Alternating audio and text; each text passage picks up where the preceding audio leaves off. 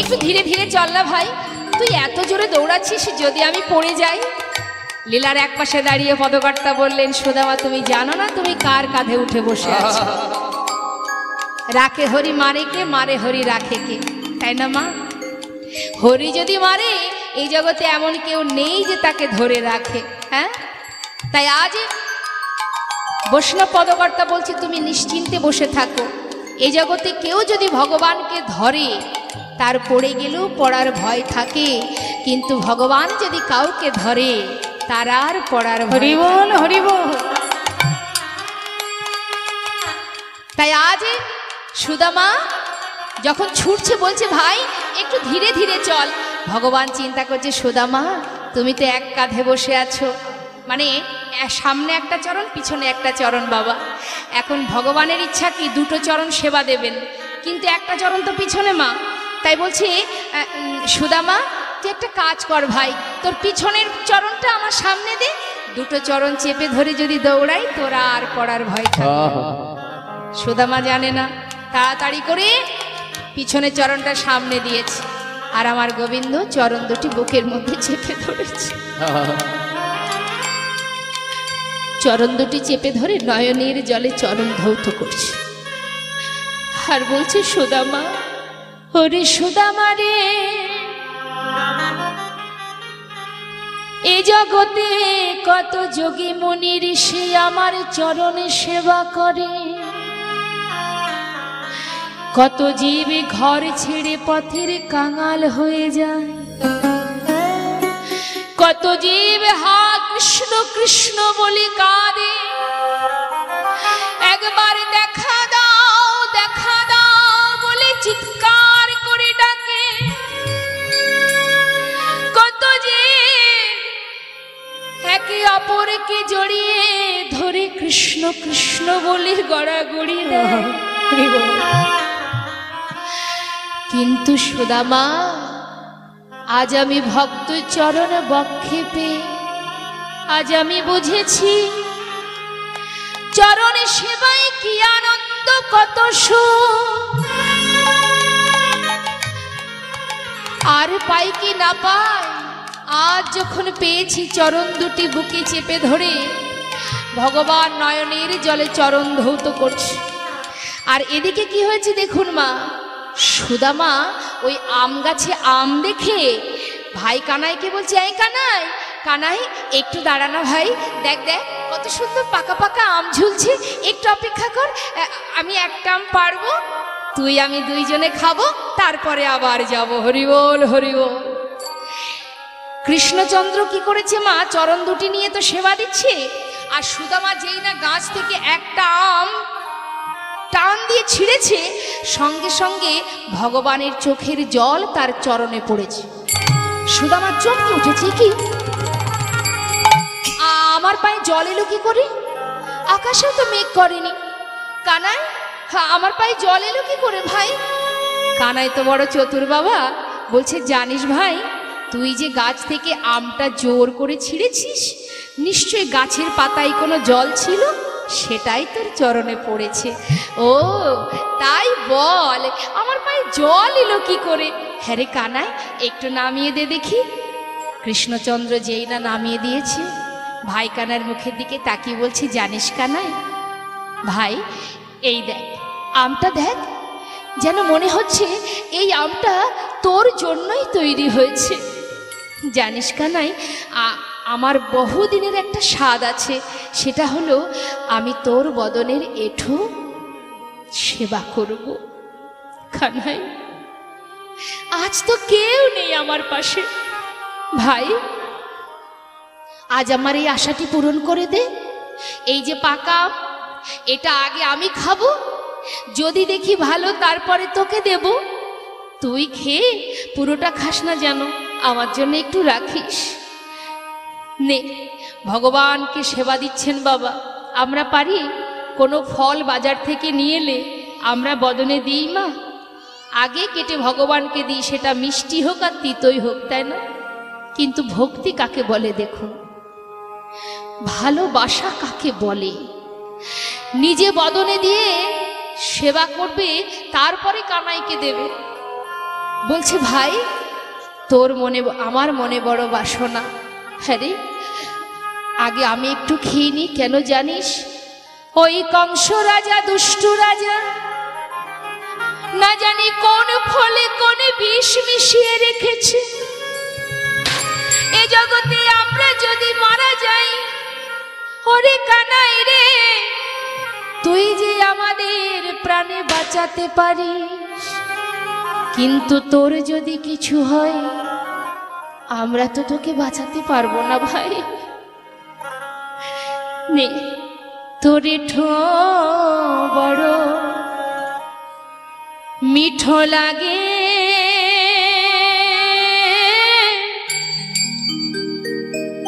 ভাই রে কানাই।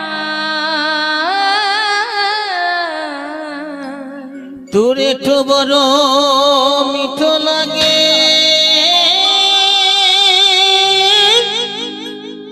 ভাই রে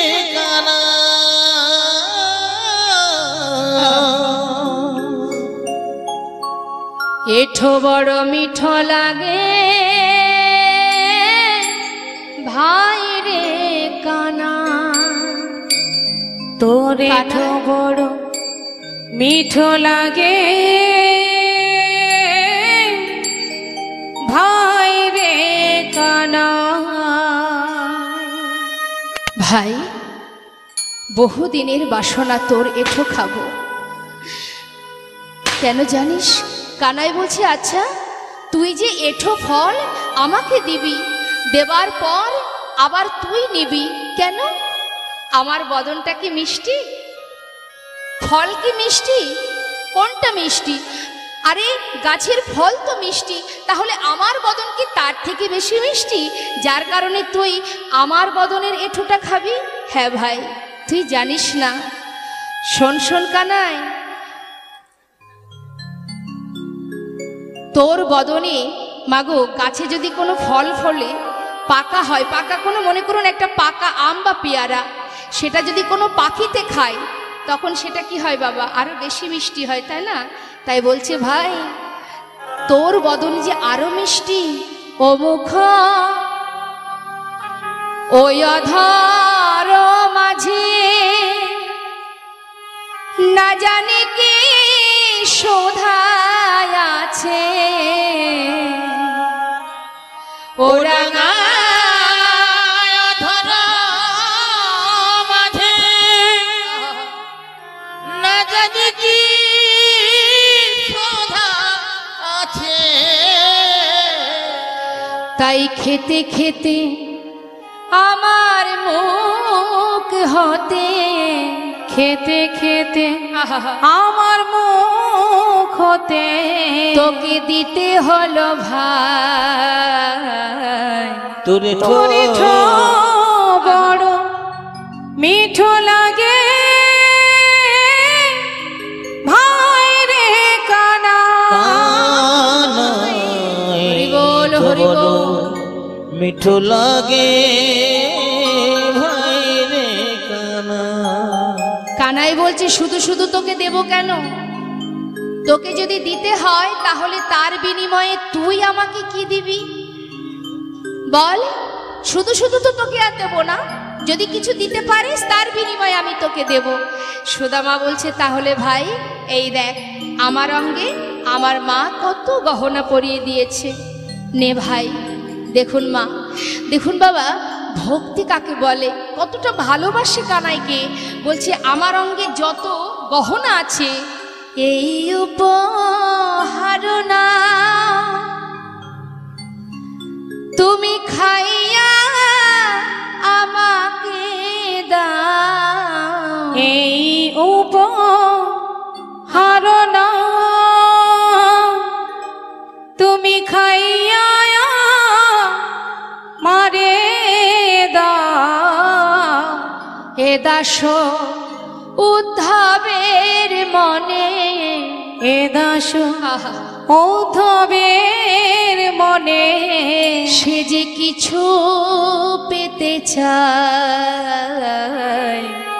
তোর এঠো বড় মিঠো লাগে,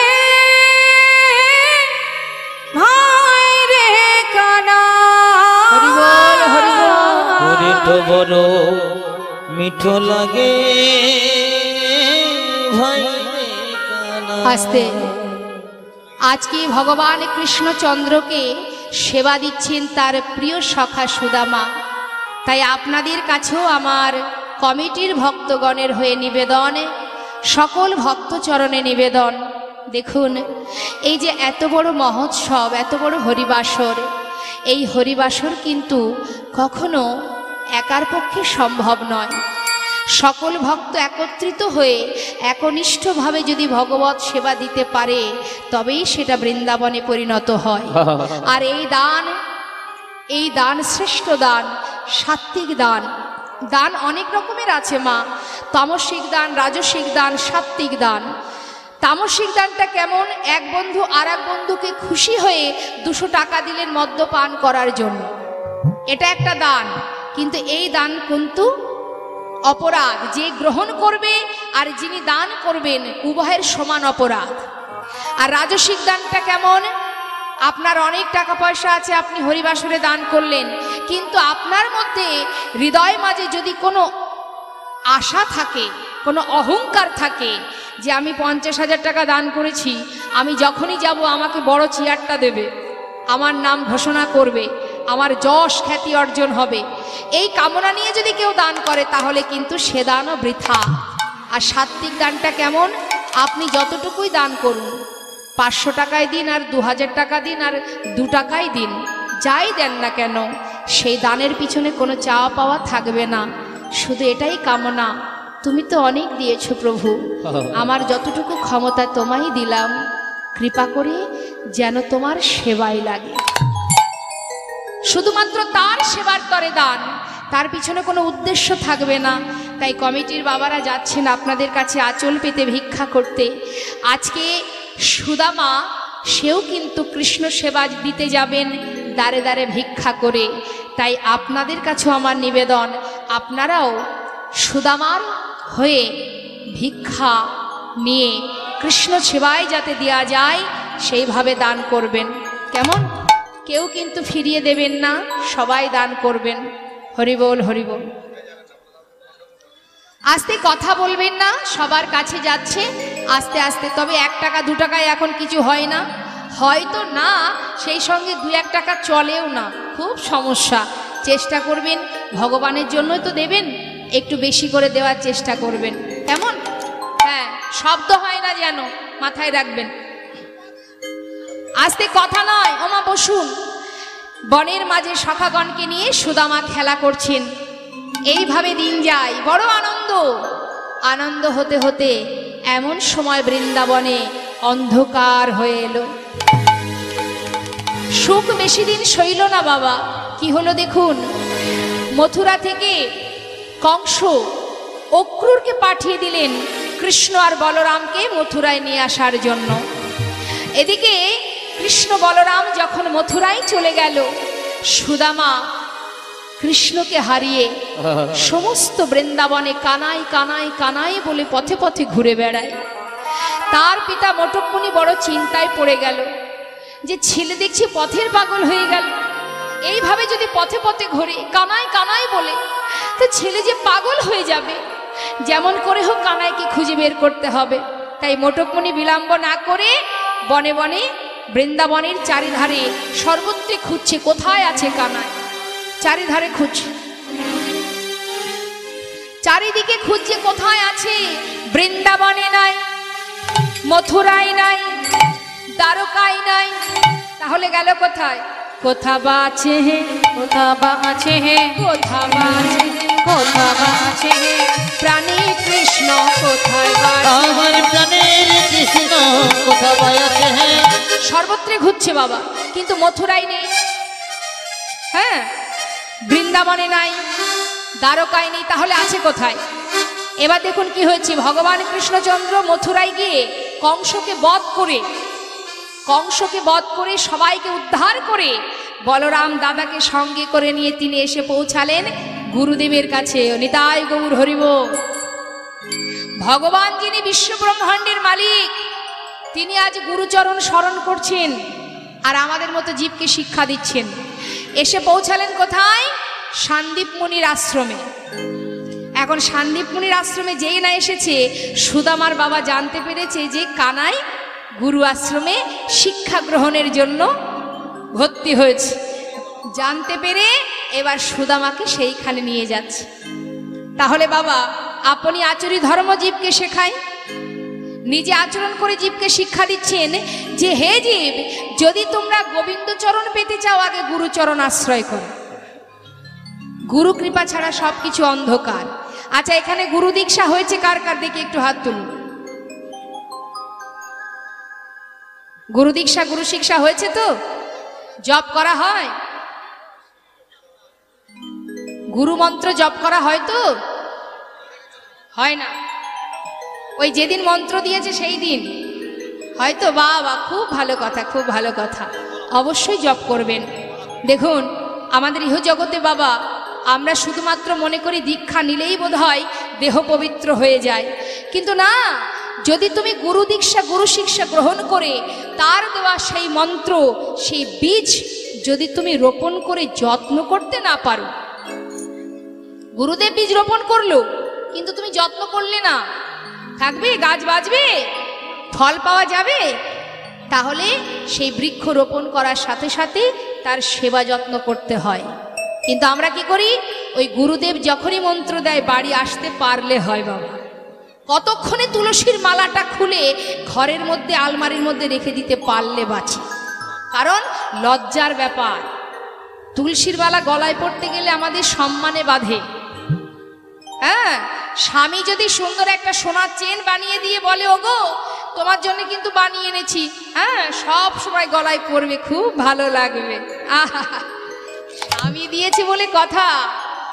হ্যাঁ, সেই যে গলায় ঝোলাবে, চোর ডাকাতের ভয়ও সে করবে না, কারণ স্বামী কষ্ট পাবে খুলে রাখলে, তাই না?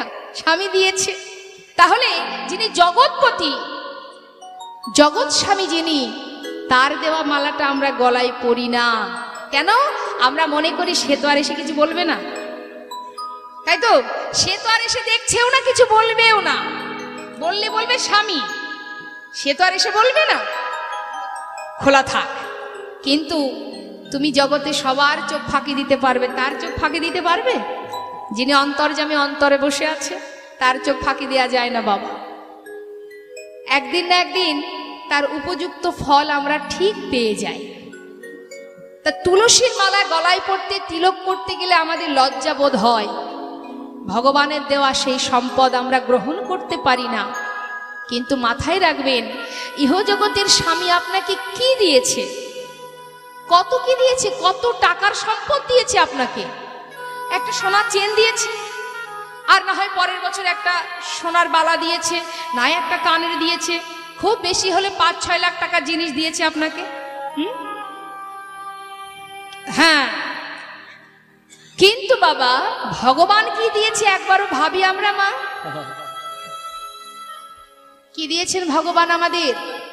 মনে করুন, আপনার যে দুটি নয়ন, এই যে সুন্দর নয়ন, যে দুটি নয়নে এই বিশ্ব ব্রহ্মাণ্ড আপনি দেখতে পান,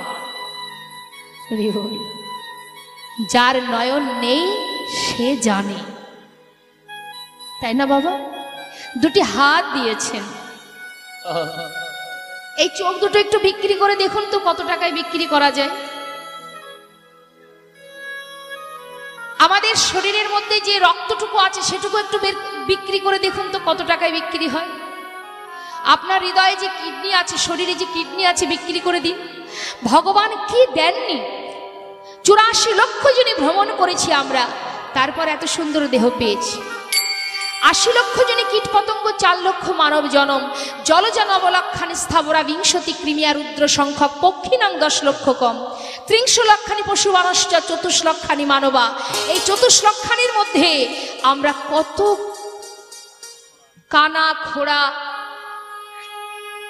প্রতিবন্ধী যাদের বলা হয়, ভগবানের কাছে কেঁদে কেঁদে বলে, ওগো দয়াময়, যার দুটি নয়ন নেই সে কি বলে, যদি তুমি আমাদের দুটি নয়ন দিতে, বদন ভরে নয়ন ভরে তোমায় দর্শন করতাম।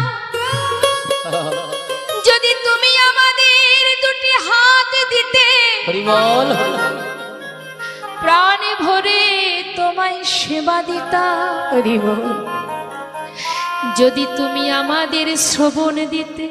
আহা, তোমার গুণকথা শ্রবণ করতাম যদি তুমি আমাদের দুটি চরণে দিতে। তোমার শ্রীমন্দিরে গিয়ে তোমার বদনে দর্শনে পেতাম। মা, আজ আমাদের তো সব দিয়েছে, দশইন্দ্র ষড়রিপু সর্বস্ব দিয়েছে, আমরা কি করেছি? আমরা সবাই ভগবানের দাস না হয়ে মায়ার দাস হয়ে বসে আছি।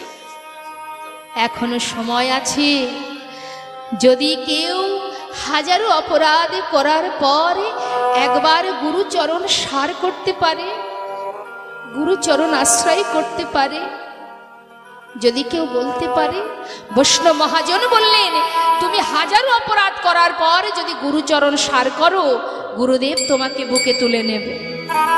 ভুল করে ভক্ত বলছে গুরুদেবকে, ভুল করে যদি আসি শরণে, শরণে ভুল করে যদি আসি শরণে, শরণে ভুল করে যদি আসি শরণে, চরণে নেবে নাকি চরণে, চরণে প্রভু চরণে। ভুল করে যদি আসি চরণে, প্রভুর শরণে তুমি নেবে কি না চরণে, চরণে শরণে। ভুল করে যদি আসি শরণে, প্রভুর শরণে। আমি তো বসে আছি তোমারই একানা, তুমি যে আমার ওগো দীন দয়া।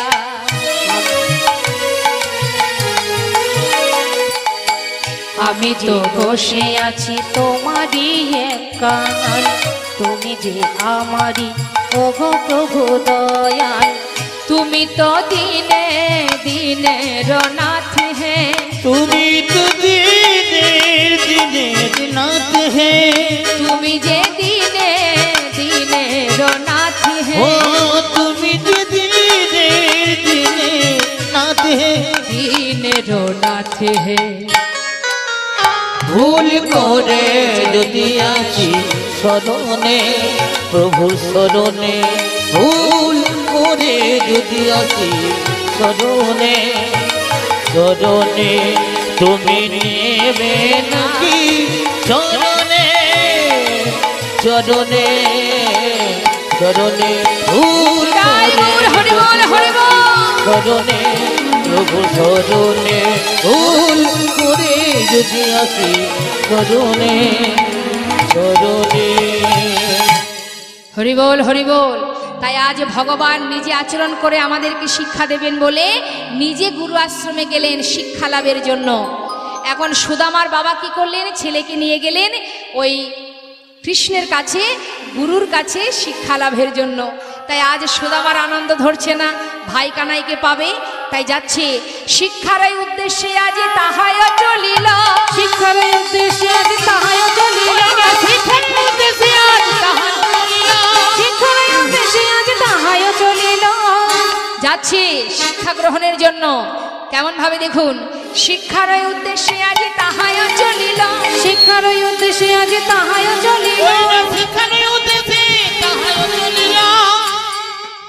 বহুদিন পর ভাই কানাইকে পাইল, বহুদিন পরে ভাই কানাইকে পাইল, বহুদিন পরে ভাই কানাইকে পাইল, বহুদিন পরে ভাই কানাইকে পাইল, বহুদিন পরে ভাই কানাইকে পাইল, পাইল। আনন্দ ধরে না, আনন্দ ধরে না, ওই নয় আনন্দ ধরে না, ভাই কানাইকে কাছে পেয়ে আনন্দ ধরে না, ভাই কানাইকে কাছে পেয়ে আনন্দ ধরে না, ভাই কানাইকে কাছে পেয়ে আনন্দ ধরে না। বহুদিন বহুদিন পরে ভাই কানাইকে পাইল, বহুদিন পরে ভাই কানাইকে পাইল, বহুদিন পরে ভাই কানাইকে পাইল, বহুদিন পরে ভাই কানাইকে পাইল। বহুদিন পরে ভাই কানাইকে পাইল। ভাইকে জড়িয়ে ধরেছে, ভাই কানাইকে। সুদামা জড়িয়ে ধরে বলছে, আয় ভাই এদিকে এদিকে।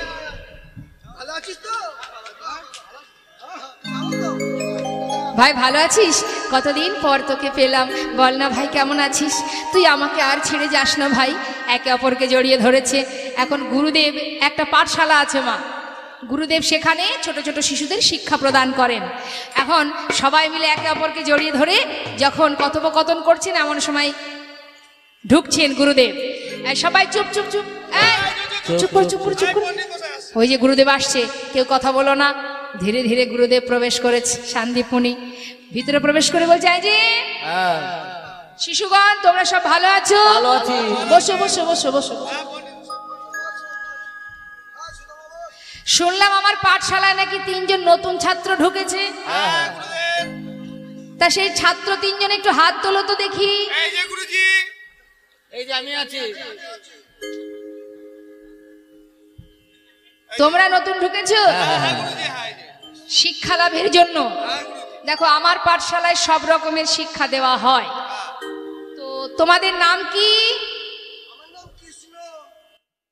ওরে বাবা, মনে হচ্ছে কৃষ্ণ। কৃষ্ণ ভাই বলছি। কৃষ্ণ মনে হচ্ছে, মুখটা দেখুন একটু।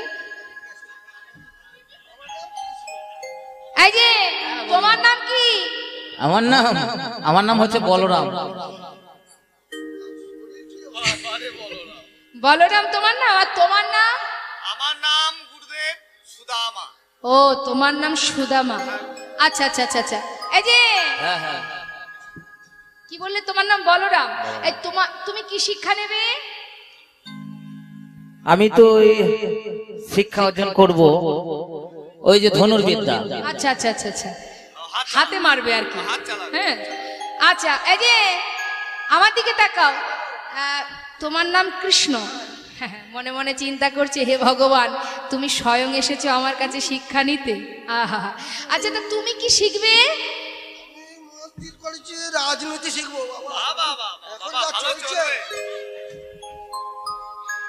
ও তুমি রাজনীতিবিদ্যা শিখবে? বেশ। আর এই যে সুদামা, তুমি কি শিখবে? আমি গুরুদেব ওই বেদ পাঠ শিখব। ও বেদ বিদ্যা শিখবে। বলছি গুরুদেব, আমি ওই ধনুর্বিদ্যাও শিখবো না, রাজনীতিও শিখবো না, আমি বেদ অধ্যয়ন করব, মানে বেদ শিক্ষা গ্রহণ করব। শোনো, তুমি যে বেদ শিক্ষা গ্রহণ করবে, যদি তোমার মধ্যে 9টি গুণ থাকে তবেই তোমাকে সেই শিক্ষা দেওয়া হবে।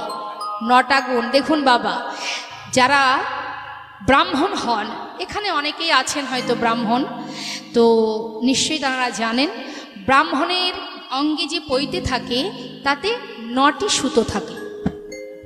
এই 9টা সুতোর অর্থ হচ্ছে 9টা গুণ। এখন এই 9টা গুণ যদি তোমার মধ্যে থাকে, ব্রাহ্মণের সন্তান কিন্তু ব্রাহ্মণ হয় না। ব্রাহ্মণের সন্তান হলেই যে সে ব্রাহ্মণ সেটা কিন্তু নয়।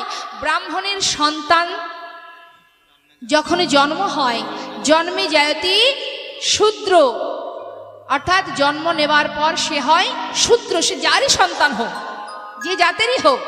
তারপর যখন তার উপনয়ন হয় সে হয় দ্বিজ, অর্থাৎ 2টি জন্ম। দ্বিজ কিন্তু আরও একটা প্রাণীর নাম, সেটা হলো পাখি।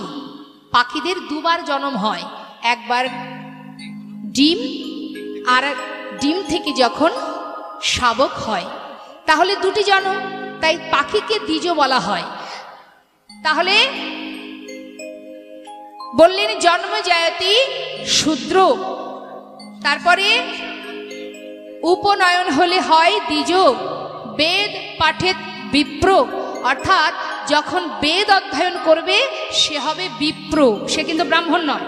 বেদ পাঠ করে যারা, তারা কিন্তু ব্রাহ্মণ নয়, তারা হয় বিপ্র। আর ব্রহ্ম জানন্তি ব্রাহ্মণ, যাদের ব্রহ্মত্ব জ্ঞান আছে, যারা ব্রহ্ম সম্বন্ধে যাদের অভিজ্ঞতা আছে, জ্ঞান আছে, যারা জানে ব্রহ্মত্ব অর্জন করতে পারলেই তবেই ব্রাহ্মণ। তার আগে ব্রাহ্মণ হওয়া যায় না। তা তুমি যে বেদ অধ্যয়ন করবে তার মানে তুমি ব্রাহ্মণ নও, তুমি হবে বিপ্র। দেখুন এই যে ব্রাহ্মণের অঙ্গে 9টি সুতো, এই সুতোর 9টি গুণ। কি কি গুণ? সম, দম, তপ, শৌচ, ক্ষান্তি, আর্যবত, জ্ঞান, বিশেষ জ্ঞান, আস্তিকাম। কটা গুণুন গুনেছেন তো মা? সম, দম, তপ, শৌচ, ক্ষান্তি, আর্যবত, জ্ঞান, বিশেষ জ্ঞান আর আস্তিকাম। সম অর্থাৎ শান্ত ভাব, দম অর্থাৎ দমন করবার ক্ষমতা চাই, আর তপ অর্থাৎ তপস্যা, তপস্যা করবার মতো শক্তি থাকতে হবে। শৌচ মানে পবিত্রতা, ক্ষান্তি মানে ক্ষমা করতে হবে। ব্রাহ্মণীদের স্বভাব কি, করণীয় কি? কাউকে অভিশাপ দেওয়া নয়, সকলকে ক্ষমা দৃষ্টিতে দেখা। আর আর্যবৎ সরলতা, সরলতা থাকতে হবে। ব্রাহ্মণদের মধ্যে সরলতা থাকতে হবে। হ্যাঁ, খুব সরল।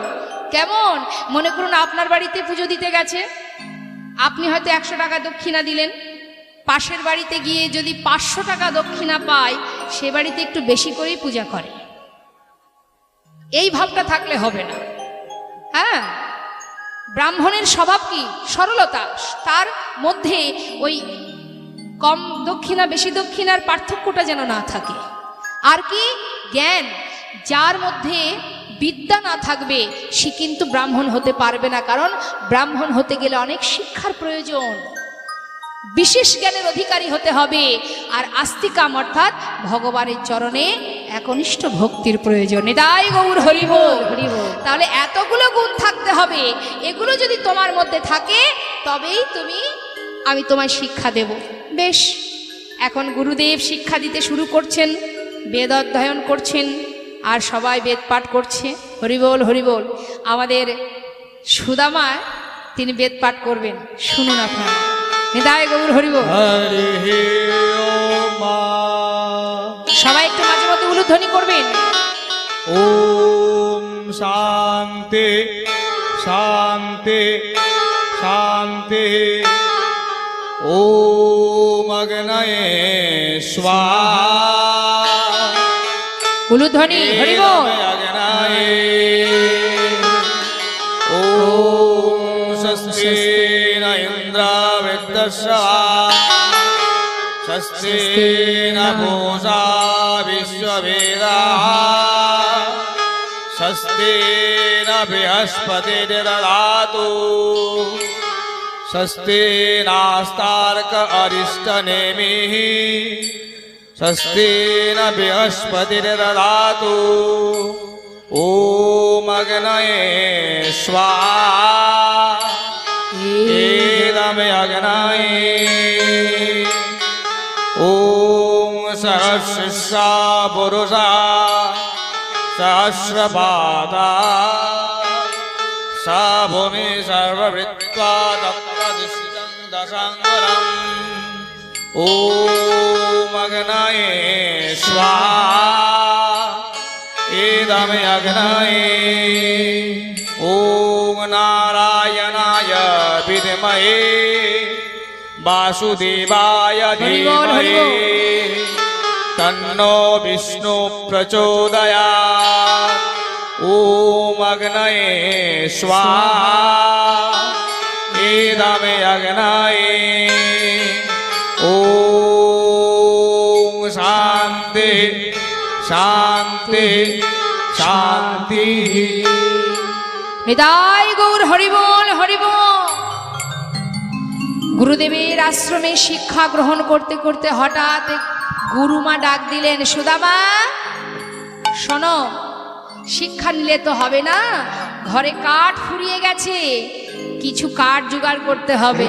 তাই শোনো, তুমি এক কাজ করো, তুমি দেখুন মা, সুদামাকে কিন্তু গুরুমা একটু বেশি ভালোবাসতেন। কেন না, সুদামা খুব সৎ ছিল বাবা, তার মধ্যে কখনো জারি জুরি বলে কিছু ছিল না। হ্যাঁ, আর কৃষ্ণ বড় চতুর ছিল, খুব চুরি করে খেত। হ্যাঁ, তাই সুদামাকে মা বেশি ভালোবাসতেন। আর কৃষ্ণের এটাই হলো হিংসা, যে আমাকে বাদ দিয়ে সুদামাকে গুরুমা কেন এত ভালোবাসে। এটাই হচ্ছে তার রাগ। এখন মা বলছেন, শোনো সুদামা, এই তোমার আঁচলে কিছু ছোলা আমি বেঁধে দিলাম, তুমি কৃষ্ণকে সঙ্গে করে বনে যাও, কিছু কাঠ জোগাড় করে নিয়ে এসো। এবার সুদামা আর কৃষ্ণ দুইজনে মিলে ওই ছোলাগুলো নিয়ে ছুটছে বনের মধ্যে।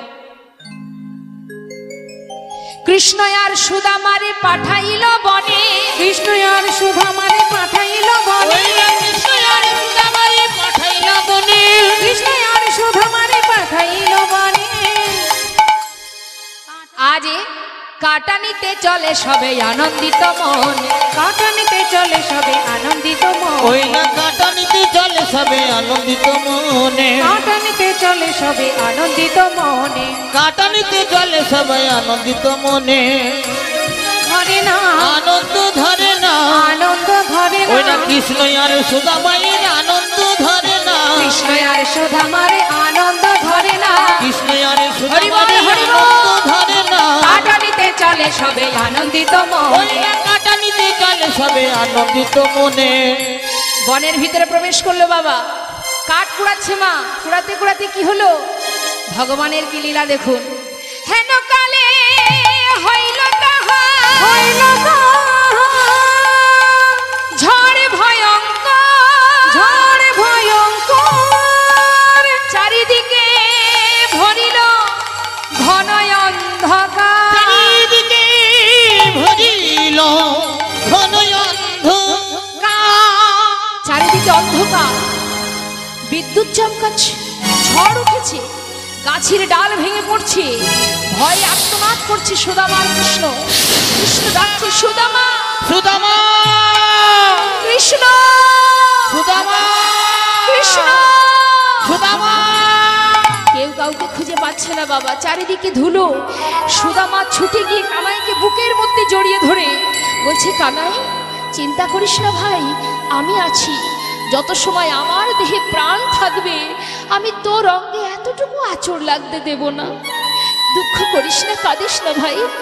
চেপে ধরেছে ভাই, ভাই কানাইকে বসিয়ে তাকে চেপে ধরেছে আর বলছে, কানাই যাই হোক না কেন, যদি গাছের ডালও ভেঙে পড়ে আমার অঙ্গে পড়বে, তবে তোর অঙ্গে আমি লাগতে দেব না। আহা, দুই ভাই গাছের ডাল ধরে বসে আছে। কিছু সময় পর কানাই কি করেছে, যখন ঝড়টা থেমে গেছে মা, ধীরে ধীরে একটা গাছের ডালে উঠে বসে আছে। আর সুদামা সেও কিন্তু এক পা দুপা করে গাছের উপরের ডালে গিয়ে বসেছে। এদিকে কি হচ্ছে দেখুন, ওই যে সুদামার কাছে যে ছোলা আছে না, ওই ছোলাটা সুদামা মনে মনে চিন্তা করছে, তাই তো অনেকক্ষণ ধরে বনে এসে এই ঝড় বৃষ্টির মধ্যে আটকে গেছি, বড্ড খিদে পেয়েছে, একটু খেয়ে নি। সুদামা তো ওপরের ডালে আর কানাই আছে নিচের ডালে। এবার সুদামা ওই ছোলাটা খাচ্ছে আর মনে মনে চিন্তা করছে, মা যে বলেছিল ভাইকে দিতে, কানাইকে দিতে, কিন্তু বন্ধুকে দেব কেমন করে, বন্ধু তো নিচের ডালে। মনে মনে ভাবছে, আগে তো আমি কিছু খাই, তারপরে না হয় ওর জন্য রেখে দেব। এই ভেবে ওই একটা দুটো করে ছোলা গালে দিচ্ছে বাবা, আর ঠক ঠক ঠক ঠক করে কাঁপছে, তো দুটো একটা গালে দিচ্ছে আর দুই একটা করে নিচে পড়ে পড়ে যাচ্ছে। আর যখন নিচে পড়ছে তখন কিন্তু ওই কৃষ্ণ দেখছে যে ছোলাগুলো তার চোখের সামনে দিয়ে নিচে পড়ছে। কানাই মনে মনে চিন্তা করছে, সুদামা ছোলা খাচ্ছে কিন্তু আমাকে তো বলছে না, বেশ দেখা যাক। বেশ কিছুক্ষণ পর কানাই বলছে, সুদামা বন্ধু, জানিস তো ভাই কখন থেকে বনে আছি, মা যে তোর কাছে ছোলা পাঠিয়েছিল, ছোলা আছে তো? সুদামা বললেন, দেখ কানাই, ওই কাঠ কুড়াতে কুড়াতে না কখন যে ছোলাগুলো আমার বসন থেকে খুলে পড়ে গেছে, আমি বুঝতেই পারিনি ভাই, একটা ছোলাও আর নেই। কানাই মনে মনে বললেন, তাহলে সুদামা তুই আমাকে মিথ্যা কথা বললি? বেশ, আজ যখন মিথ্যা কথা বললি, এই কিন্তু শুরু হলো মা সুদামার অপরাধ। দেখুন, সুদামা কিন্তু কানাইকে বড় ভালোবাসে, কানাইও সুদামাকে ভালোবাসে, কিন্তু অপরাধটা কিন্তু এখান থেকেই শুরু হলো। ওই যে মিথ্যা কথা বলল, সেখান থেকেই তার অপরাধ। কানাই কিচ্ছু বললেন না, ঘরে ফিরে গেলেন কিছু সময় পর। পরের দিন সুদামাকে কাছে পেয়ে কানাই বলছে, ভাই এই সুদামা, তুই তো আমার খুব প্রিয় বন্ধু, তাই না? আচ্ছা, তোর কাছে যদি কিছু চাই আমাকে দিবি? বলছি কি বল, তুই যদি আমার প্রাণটা চাস আমি তোর প্রাণটা দিয়ে দেব। কানাই বলছে শোন, ওই দেখ রন্ধনশালায় না মা নাড়ু তৈরি করে রেখেছে। তুই তো জানিস আমি একটু নাড়ু খেতে ভালোবাসি, আমার জন্যে দুটো নাড়ু এনে দিতে পারবি? সুদামা বলছে ঠিক আছে কানাই, তুই একটু দাঁড়া, আমি মাকে গিয়ে বলি, মা আমাকে দিলে তোকে দিয়ে দেব। কানাই বলছে সুদামা, এইভাবে আনলে হবে না, এইভাবে আনলে হবে না, চুরি করে আনতে হবে। চুরি করে? সুদামা বলছে দেখ কানাই, আমি তো কখনো চুরি করিনি ভাই, আমি পারবো না। এ কথা তুই বলিস না, আমাকে দিয়ে চুরি করাস না, আমি কোনোদিন চুরি করিনি, চুরি বিদ্যা আমি জানি না রে কানাই। দেখ ভাই, তোর কাছে আশা করেছি আজকে তুই মাকে কিছু না বলে চুরি করে ওই ঘর থেকে দুটো নাড়ু তুই আমাকে দিবি। তুই আমাকে কত ভালোবাসিস আজ তার প্রমাণ হবে। সুদামা বড় বিপদে পড়েছে বাবা, বলছে কানাই ঠিক আছে তুই একটু দাঁড়া, শোন এই দরজার কাছে বসে থাকিস কেমন, যদি দেখিস মা আসছে আমাকে একটু জানাস, আমি কিন্তু তোর জন্য চুরি করতে যাচ্ছি, কোনোদিন তো করিনি ভাই, যদি ধরা পড়ে যাই দেখিস, একটু লক্ষ্য রাখিস। কানাই বলছে তুই চিন্তা করিস না, আমি এই থাকলাম দরজায় বসে, তুই যা।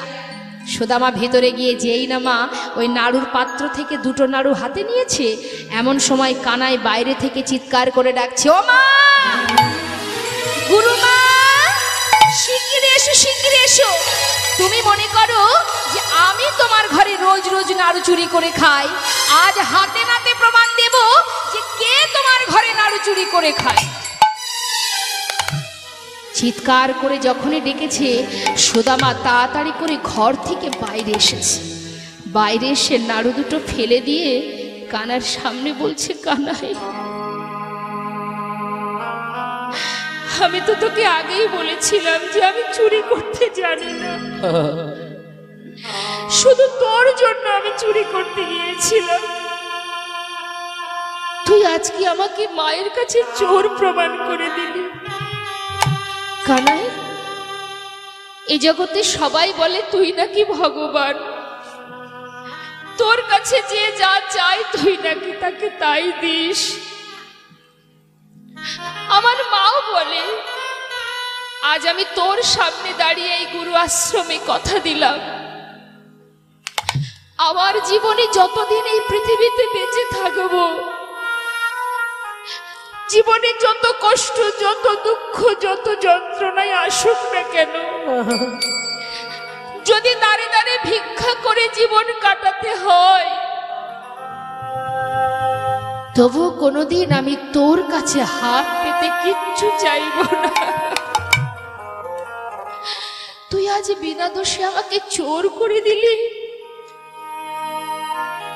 সুদামা কাজ, কানাই বলছে সুদামা তুই যখন এই কথাটা বললি ভাই, আজ আমিও তোকে বলি শোন, যতদিন তুই আমার কাছে মুখ ফুটে না চাইবি আমিও তোকে কোনোদিন কিচ্ছু দেব না। এই হলো প্রতিজ্ঞা। শিক্ষা অর্জনের পর গুরুদেব বললেন, তোমাদের সমস্ত শিক্ষা অর্জন হয়েছে, তোমরা সবাই শিক্ষা অর্জন করেছো, এক একজন শিক্ষা লাভ করেছো, পরিপূর্ণ শিক্ষা পেয়েছো, তোমরা এবার ঘরে ফিরে যাও। প্রত্যেককে ঘরে পাঠিয়ে দিলেন। ও মা, কৃষ্ণ চলে গেল দ্বারকায়, দ্বারকায় গিয়ে রাজা হলো। সুদামা শিক্ষা অর্জন করলেন, মাথায় মোটুক পাগড়ি পরলেন, পরে ঘরে এলেন। এদিকে তার পিতা মোটুকমণির গর্বে, অহংকারে, আহা গর্বিত তিনি, কেন না আমার ছেলে মস্ত বড় পণ্ডিত, শিক্ষা অর্জন করেছি। গুরুদেব বলেছে শোনো, গুরুদেব বলেছেন শোনো সুদামা, তুমি যে বিদ্যা শিক্ষা পেয়েছো, বেদ অধ্যয়ন শিখেছো, বেদ অধ্যয়ন করেছো, এই বিদ্যা, এই বেদ অধ্যয়ন তোমার বদন থেকে উচ্চারণ করতে হয়, উচ্চারণ করতে হবে, কিন্তু যে বদনে তুমি বেদ পাঠ করবে সেই বদনে যেন কখনো মিথ্যা কথা বলো না। কারণ বেদ অধ্যয়ন করার পর যদি সেই বদনে কোনো দিন কোনো সময় মিথ্যা কথা বলা হয়, সেই বেদ, সেই ব্রহ্মজ্ঞান কিন্তু সব নষ্ট হয়ে যাবে। তাই কখনো মিথ্যা কথা বলবে না, মিথ্যাকে আপোষ করবে না, সত্য কথা বলবে, সৎ পথে চলবে। এই কথা শুনে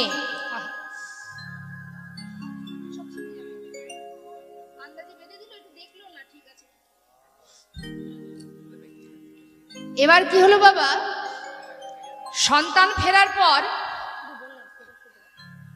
মনে বড় আনন্দ তার বাবার যে আমার ছেলে মস্ত বড় পণ্ডিত।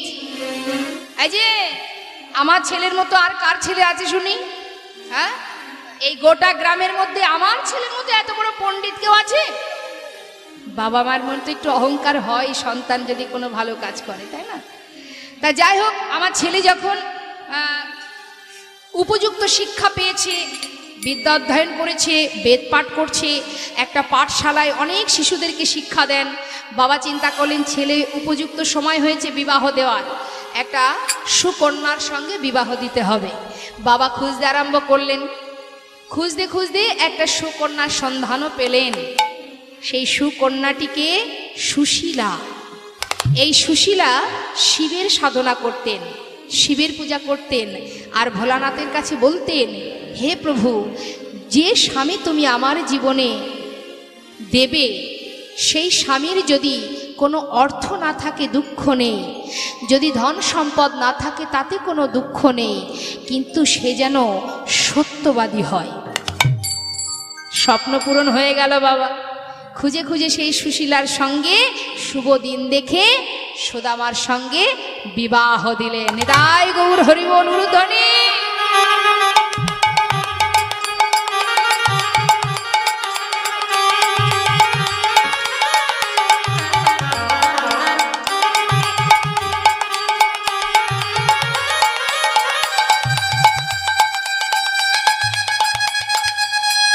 হরিবোল হরিবোল।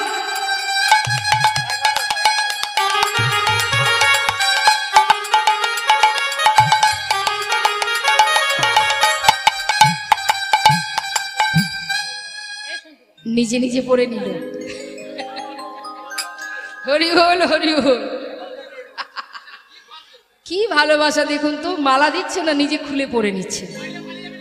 হরিবোল হরিবোল। যাই হোক, এখন এবার কি হচ্ছে বাবা, বিবাহ হলো, আনন্দে দিন যায়, পাঠশালায় শিক্ষা অর্জন করান, ছোট ছোট বাচ্চাদের শিক্ষা দেন, মানে পাঠশালায় যতটুকু তিনি অর্থ পান সেটা দিয়ে সংসার চলে যায় সুখে স্বাচ্ছন্দ্যে। কিন্তু দেখতে দেখতে কি হলো, ভগবান কৃষ্ণ করুণাময়, তিনি মনে মনে চিন্তা করলেন, সুদামাকে পরীক্ষা করতে হবে যে সে কত সময় আমার কাছে না চেয়ে থাকতে পারে। তাই কি করলেন, ভগবান ভক্তকে পরীক্ষা করছেন। দেখুন, পদে পদে পরীক্ষা মা। ভগবান কিন্তু ভক্তকে পদে পদে পরীক্ষা করে, এটা মাথায় রাখতে হবে সবাইকে। যারা প্রকৃত ভগবানকে ভালোবাসে তাদের কিন্তু পদে পদে পরীক্ষা দিতে হয়। তাই আজ ভগবান পরীক্ষা করছেন কিভাবে। সুদামা তার মাতা পিতাকে নিয়ে, তার স্ত্রীকে নিয়ে সুখে স্বাচ্ছন্দ্যে জীবন কাটাতে কাটাতে কিছুদিনের মধ্যে তার মাতা পিতা বিয়োগ হলেন, মারা গেলেন। মাতা পিতা চলে গেল, নিজের স্ত্রীকে নিয়ে আর ছোট ছোট সন্তানদের নিয়ে দিন কাটাতে কাটাতে কিছু দিনের মধ্যে তার পিতৃ সম্পদটুকু খুইয়ে গেল। সুদামার মন ভালো লাগে না, কিছুই ভালো লাগে না। কৃষ্ণ ছাড়া নিঃশ্বাসে প্রশ্বাসে শুধু কৃষ্ণ কৃষ্ণ। যে পাঠশালায় শিশুদের শিক্ষা দিতেন সেখানেও আর যায় না, ছেড়ে দিল সেই পাঠশালা। একটু একটু করে সমস্ত ঘর বাড়ি বিষয় সম্পদ সর্বস্ব বিক্রি করে দিল। কোনো রকমে দিন কাটে, কাটতে কাটতে এমন একটা সময় এলো যে তার স্ত্রীকে নিয়ে, সন্তানকে নিয়ে গাছতলায় সার হলো। মা, কি পরীক্ষা ভগবানের। রুক্মিণী সত্যভামা পাশে দাঁড়িয়ে বলছে কৃষ্ণকে, প্রভু, যে তোমায় এত ভালোবাসে তাকে একটু একটু করে তুমি পথে নামিয়ে দিলে, কিন্তু কেন? রুক্মিণী, অপেক্ষা করো, সব দেখতে পাবে, ধৈর্য ধরো। সুদামা তার স্ত্রীকে নিয়ে, সন্তানদের নিয়ে গাছের তলায় দাঁড়ে দাঁড়ে ভিক্ষা করে দিন কাটায় বাবা। এইভাবে দিন যায়, কোনোদিন ভিক্ষা পায়, কোনোদিন পায় না। যেদিন না পায় সেদিন কৃষ্ণ কৃষ্ণ বলতে বলতে রাত্রি অতিবাহিত করে। সন্তানেদের অঙ্গে একটা বসন নেই, তার স্ত্রীর পরনে যে শাড়িটি তার সর্বত্রে ছেঁড়া। সুশীলা এমনই ঘরের মেয়ে, ধনী ঘরের মেয়ে সে, কিন্তু কখনো স্বামীর ওপরে কখনো কোনো কটু কথা বলেন না। কোনোভাবে দিন চলে। একদিন সুশীলা তার স্বামীকে বলছে, স্বামী, যার নাম তুমি সর্বদাই মুখে উচ্চারণ করো, শুনেছি সেই কৃষ্ণ নাকি দ্বারকার রাজা, তার কাছে যে যা চায় তিনি নাকি তাই দেন, সে তো তোমার বন্ধু। যাও না স্বামী, অন্তত সন্তানদের জন্য কিছু চেয়ে নিয়ে এসো। সুদামা বলছে, সুশীলা, যা বলেছ বলেছ, আর বলো না। সে যে আমার বন্ধু, আজ আমি বিপদে পড়েছি বলে বন্ধুর কাছে গিয়ে হাত বাঁধবো? কি করে সম্ভব? আমি পারবো না সুশীলা। আমি যে তার কাছে প্রতিজ্ঞা করেছি, জীবনে না খেয়ে যদি মরেও যায়, যদি অভাব অনাটন দারিদ্রতার অন্ধকারে ডুবে মরেও যায়, আমি কোনোদিন তার কাছে কিচ্ছু চাইবো না। পারবো না সুশীলা, তুমি আমায় বলো না। স্বামী, ঠিক আছে, ঠিক আছে, তুমি কিছু তার কাছে কিছু চাও বা না চাও, যার নাম তুমি সর্বদাই করছো, সর্বক্ষণ যার নাম তুমি জপ করো, এত কষ্ট তোমার, এত দুঃখ তোমার, যাও না একবার সেই মানুষটার সঙ্গে তুমি দেখা করে এসো। কত বছর তো হয়ে গেল, যাও একবার তার কাছে যাও, দেখবে তোমার একটু হলেও ভালো লাগবে। যাও স্বামী। সুদামা বলছে, জানো সুশীলা, তুমি যে কথাটা বলছো না, আমি না বহুদিন ধরেই আশা করে আছি, যদি একটা বার তার কাছে যেতে পারতাম। আমার যে বড় ইচ্ছা কানাইকে দেখব, কিন্তু জানো সুশীলা, আমি যে তার কাছে যাব, কি করে যাই বলো? কোনো বন্ধু যদি বন্ধুর বাড়িতে প্রতিনিয়ত যায়, সে যদি খালি হাতেও যায় তাতে কোনো অসুবিধা নেই, কিন্তু এত বছর পর আমি যে কানাইয়ের কাছে যাব, খালি হাতে যাব কেমন করে বলো? স্বামী, এর জন্য চিন্তা করছো? ঠিক আছে, পারবে সুশীলা? কোনো উপায় করতে পারবে? বলো না সুশীলা। যদি কিছু এনে দিতে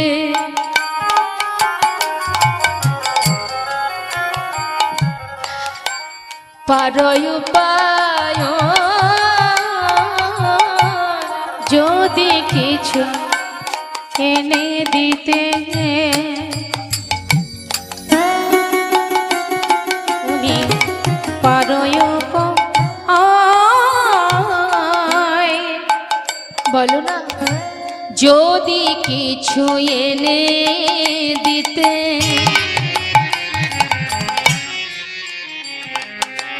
পারো উপায়,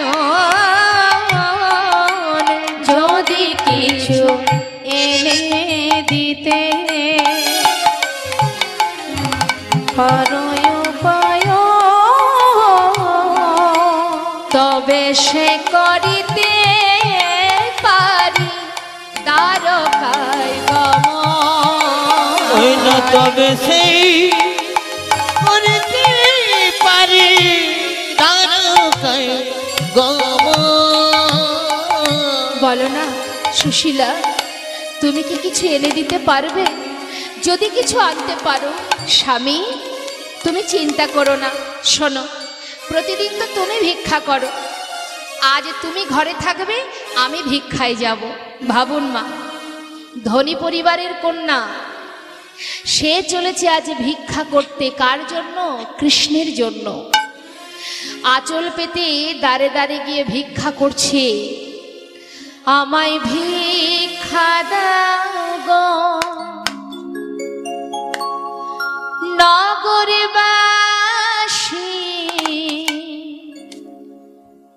ভিক্ষা দাও আমায় ভিক্ষা দাও গো নগরবাসী, ভিক্ষা দাও আমায়। আমায় ভিক্ষা দাও গো নগরবাসী, ভিক্ষা দাও আমায়। তোমরা ভিক্ষা